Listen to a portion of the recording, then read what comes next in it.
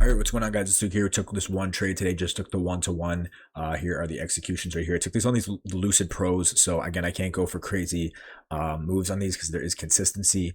And again, pre-FOMC, I'm really not trying to be greedy. I like to get in and out as fast as possible on FOMC days. So this is the trade I caught. I'm going to run through it really quick. But yeah, coming into the session, I was leaning more bearish. Now, obviously, we have this unmitigated 4 hour above, but like, do we really think price is going to come all the way up to there? I mean, probably not. But if it does, we'll be able to, we'd know if we're going to go there, we'd start displacing higher towards that 4 hour. So coming into market open, let me just put the replay tool back on so I can show you what it was looking like and what I was kind of viewing at the time. So is this the 9:30 candle? Okay, right here. So coming into market open, I saw we had this 30-minute. I wanted to use this as a condition. If we respect it, we look for shorts. If we disrespect it, then we would look for longs. But I'm assuming we're going lower at this point. We left generated sell side liquidity below. We have higher time frame draws. And the main thing I was really bearish, and the reason I was super bearish was because look at ES. ES never tapped the 30-minute, but it has tons of low resistance below, relative equal lows, previous day low, previous week's low. Like, this is just telling me bearish. On top of that, we had a false move down here, leaving relative equal lows. So I wanted to see basically, I personally wanted to see ES manipulate into this 30-minute. I wanted to see NQ manipulate higher above this wick and then look for shorts. That's exactly what ended up happening, but I just did not get a chance to enter. So basically, if you look at ES didn't manipulate, so we did have a bearish SMT, but you can see at this point ES had came down, and I believe it took out London low. Let me just double check.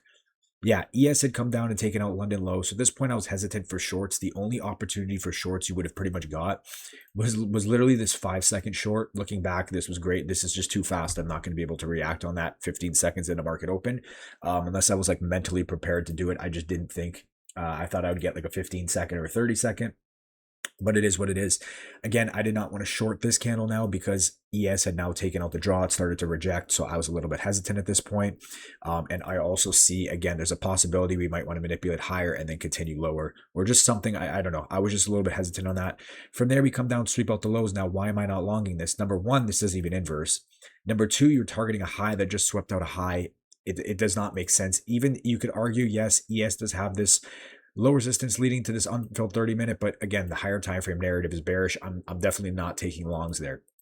We don't manipulate into anything key here. It just does not make sense. From there, what happens? We come back up and we remanipulate. We actually end up tapping into a 15-minute. So this was unmitigated coming into market open, this small 15-minute right here. But we just trade through it at this point. I'm kind of like torn on the bias, or not on the bias, but I'm thinking, do we maybe want to run a bit higher, take this low resistance out right here? Yes, we can reverse from here, but personally, I did not want to short. I'm going to show why. Reason being, yes, we came up. Like I said, we were respecting technically a higher time frame bearish gap, but looking at look at ES at the time. ES gives a weird 1 minute close. It has low resistance leading towards this 30-minute. And we have like, it just did not look clean. I thought that at any moment ES could manipulate back higher and then we could get that move lower. We did not have true manipulation at this point, so I was not confident to take this for shorts.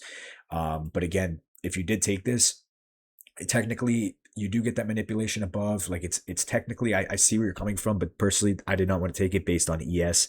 If ES had given us manipulation here to the upside, I would have probably taken this. But again, just in line with the higher time frame narrative. But yeah, I just personally didn't like that. But I think you would have probably hit TP on this trade. From there, what happens? We end up moving lower. And at this point, the draw on liquidity is still lower at this point. So what I see is this 5 minute gap get opened. And we look at ES. We can see ES at this point still has previous day low and previous week's low, which is going to be its main draws on liquidity. And we open up a 5 minute continuation gap. So what I want to see is low resistance liquidity, price manipulate up at 10 a.m. and then look for shorts like a Po3 short, and then look for price to flush lower on the higher time frame, and we can catch our piece in the meantime. So basically, that's exactly what ends up happening. Usually don't get it as perfect as this, but yeah, we end up getting a really clean trade here. So what happens here, we could see leading into 10 a.m. 10 a.m. manipulates into that gap. So now we're in the 5 minute gap, and now what do we have here? We have low resistance liquidity. Low resistance liquidity printed away from the 5 minute. We are now respecting our 5 minute continuation gap. We look at ES. ES has low resistance liquidity. You can look on the 30-second. You'll see it better. Low resistance liquidity. ES is respecting the 5 minute gap. NQ is respecting the 5 minute gap. It's also respecting CE on ES. NQ fully mitigated it, but it's still valid. So again, we have a 5-minute continuation gap. Keep in mind this 5-minute is sponsored from this 30-minute, so it's completely valid. And I want to see this 5-minute carry us lower. And again, we have draws and liquidity lower, and we see that ES also has draws and liquidity lower at previous day low and previous week's low. Again, making this high probability is the low resistance liquidity that we have leading up towards the draw. So I'm pretty much just waiting at this point. I'm waiting for displacement or an inversion. I'm just waiting for some type of entry trigger. And this is my entry right here.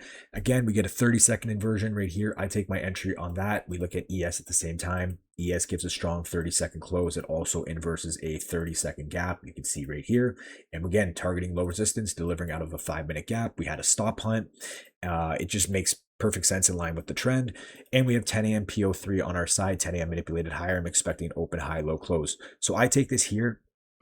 My break-even point was right here. I was like, if we get below this, there's absolutely zero reason for us to turn around. Like it makes zero sense. I think my TP was actually, I had just a little over 1-to-1. But yeah, it was something like that. I don't know the exact numbers, but yeah, it was, if you see in the screenshot, where was my, I got out right below that wick. Anyway, you'll see it. But and price ends up flushing down. No. So it was like right here then, because I think I got a later fill. I got a really bad fill. It was something like this. So anyway, price comes down. I go break even right here. I'm expecting price to flush. I get edged. I'm like, oh shit, we're going to get break even on this. And luckily price just ends up flushing for us. Again, it was just a little over 1-to-1.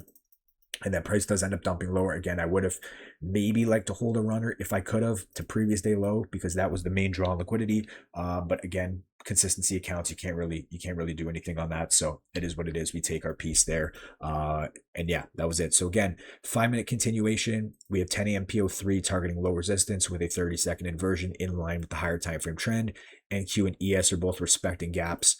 This is just a clear trade. This is a trade I'm taking 10 out of 10 times. So that's it for me, guys. Let me know what you guys took today. Code LukeX at Alpha for 40% off and 50% off on the Rapids on Funded Next and 55% off at Top One. So go check all that out. Links in the pinned comment. Talk to you guys later. Peace.